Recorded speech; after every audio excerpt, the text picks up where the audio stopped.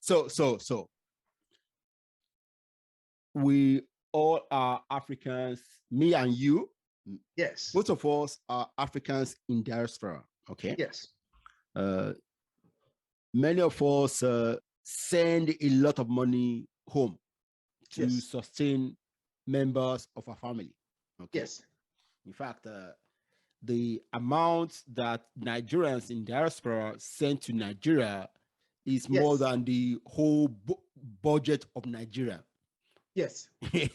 I mean, so yes. But very few of us send money to build something to sustain the people and still give us a little bit of profit. I'm talking about building businesses. Yes, exactly. We don't do that. Yes. Why? And what needs to happen to encourage the investment of Africans in diaspora in Africa? It's a great question, and it's a continuation of the last one. The way you put the questions is it's just like in a chain reaction. Yeah. Yeah. So first of all, what we must do, with our people, our loved ones back home, is to teach them to fish. Okay. Support them, teach them to fish. And here in the diaspora, I want to say something interesting. Teach one another to fish. Okay. And more importantly, in the diaspora, learn to fish together. This is a very important ingredient that I'm adding. So we in the diaspora, I repeat, teach one another to fish. And more importantly, learn to fish together. Okay. In one boat. Okay. Yes. And another very, very important thing, water each other's ideas so we can grow together and prosper together. And another point, never forget to invest in human development. It's linked to when I talk about, all the teaching we have to do, with our people back home and ourselves, between ourselves here. So for example, this is my life. Whoever want to work with me, live with me, connect with me, associate with me. I want to see in you as a person who care about people. Okay. If you invest in a skyscraper, as an African, you invest in a skyscraper in New York City, and back home, your nephew or your little brother cannot go to school, for me, you are nothing. I repeat again, investment in human development. Yeah. To me, whoever I work with, associate with, I have care for, I have a respect for. The rules are simple. You can have your skyscrapers in New York, but I want to make sure your little brother or sister has the books to go to school. Yep. Because if things that we're investing in today, we saw Lehman Brothers in 2018, financial calamity in America. They had a company, one day disappeared. Yep. I used to work in their building in London. Yes. So I was imagine there when it collapsed. Yes. That's a good thing. Oh yeah. So one single example. If one of those people, suppose I'm a major investor at Lehman Brothers, But my younger brother, I invested him and he created, let's say, Google. Well, I can leave Lehman Brothers unhurt because my brother has room for me at Google. So that is the way things work. You cannot be sitting here in the US and you don't talk to your nephews, nieces, young brothers to mentor them, because what I do every day is to mentor. My nephews and nieces, I want to be straight with, none of them has ever failed an exam. Okay. Never. So for me, I tell them, without you, my dear nephews and nieces, without you, I'm nothing. Without me, you are nothing.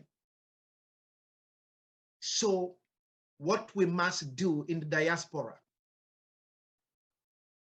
is, again, when it comes to our loved one back home, support them and teach them how to fish. Us here in the diaspora, teach one another how to fish. Yeah. And fish learn together. to fish together in the same boat. Okay. Like the Chinese are doing in their own part of Manhattan or whatever. Water each other's ideas so we can grow together and prosper together. Wow. Because I give you one example of nature. If you don't do that, you can be like a lone baobab tree in the desert, in the middle of the desert. Yeah. Okay, you with baobab, you have roots that are in the ground for more than a century. But look around you.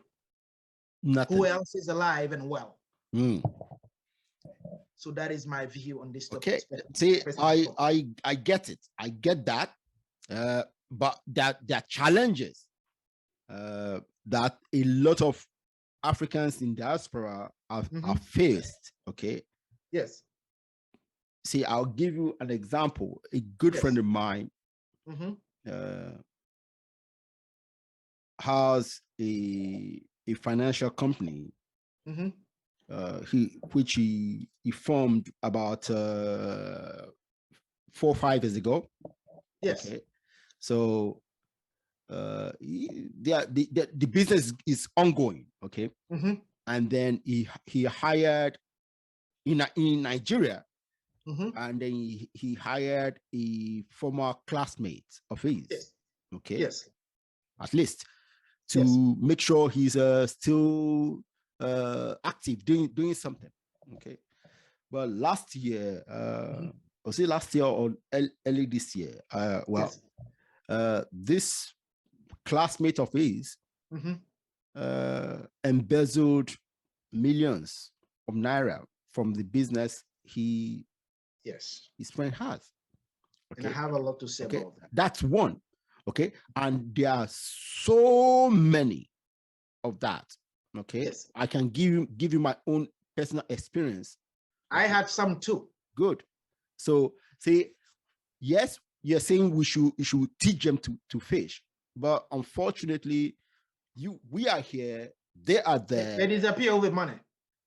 Once you send money for them to do something, you are not there to ensure that they use the money the way you guys have agreed.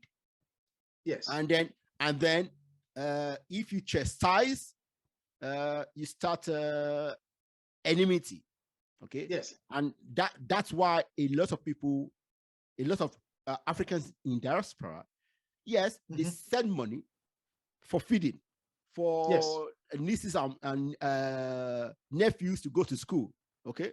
Yes. But to start a business, I can send you money for feeding, for your rent, for that. Okay, I can do that.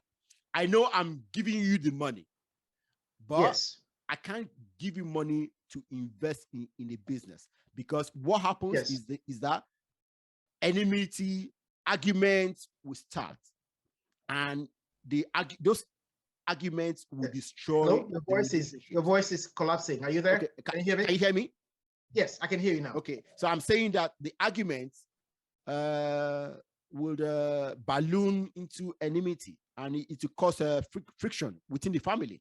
So they rather give you money to feed and whatever, you know?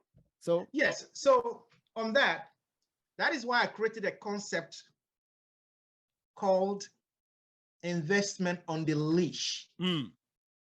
You know, you have a dog, when you walk out, you have a leash, the dog is on. Yeah. So people should listen to me very well. So you put money, and one of the things I want to tell you guys, my people, my dear brothers and sisters, a lot of the management, if you have sisters and even nieces, girls can handle the money better. Mm. Girls don't play with the money of the brothers or the sisters. Okay. And that is why I said we need more leadership of women in the world. Okay. Because women know what shame is. Ah, okay. But we men, I don't know about us. So that is one. And when it comes to investment in on the leash, that means I have my brother. Yeah. I invest. You know, okay. I want to make sure somebody else is where the money goes and where, because now in Africa we have a lot of companies like accounting companies and audit companies. Yeah. So you may hire, even if we have a lot of and in those companies you may have people who are like freelancers, you know, they can be there but they can do some independent work. Mm. So you can, if it is a lot of money, you want to make sure you get some of those companies who will go, if you have a chicken farm, yeah, at least somebody will go there every 2 months or so. So if for example, this section we have, so we start with, let's say 100 chicken. You want to make sure there are, you know, you keep data on every day what is happening. You know, so we have such number of chicks. We sure when they grow up, mortality may be such number. You know, when you overall study in the country, it may be such, and then on the sale we may have such. So you put everything on the leash. Everything. The account is not one person who can go and get money. At least 3 people have their names, and minimum 2 people have to, you know, take funds out. Signature. And also from here, you connect with the bank. You have a good connection with the bank, because the day that account is open, you on the phone, you contribute to the opening of that account.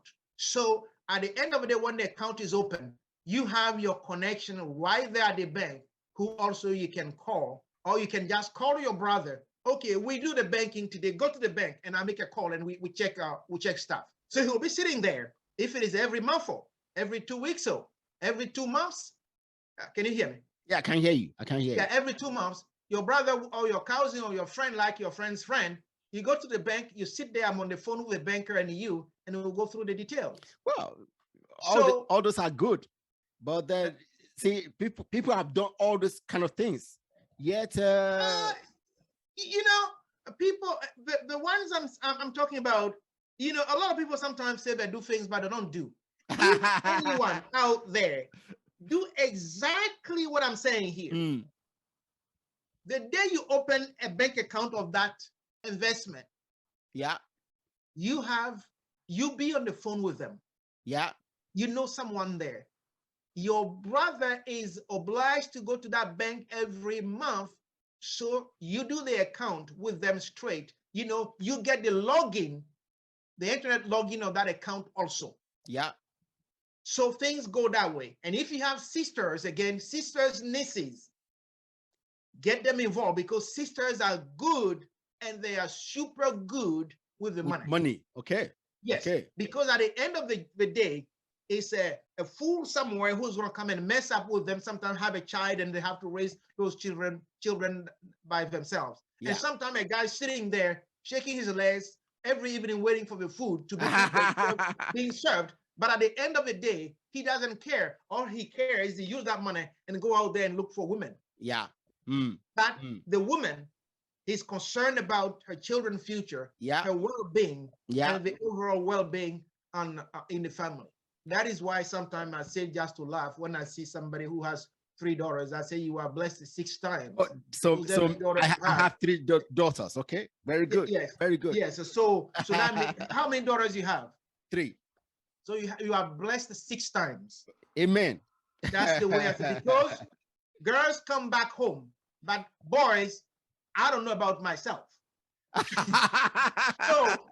so girls, at the end of the day, even if they're your nieces and nephews, nieces and sisters and nieces, they are good with money. But on the other end, that is the way you do. And if it's small money of someone managing that money, you have at least 2 people who, you introduce them to your brother. Yes. And those people, they're gonna visit that, so they can be, your brother can be on the business. If it is a farm, they can not just announce, but they can make surprise visit. Yeah. Surprise visit. So you have at least 2 or 3 people who are every day. Monitoring the business to check. So you put everything on the leash that get women involved, and that is pretty much how we do it. Okay. So I hope my audience in diaspora can use this strategy and on the leash, and let's see how it works. Okay.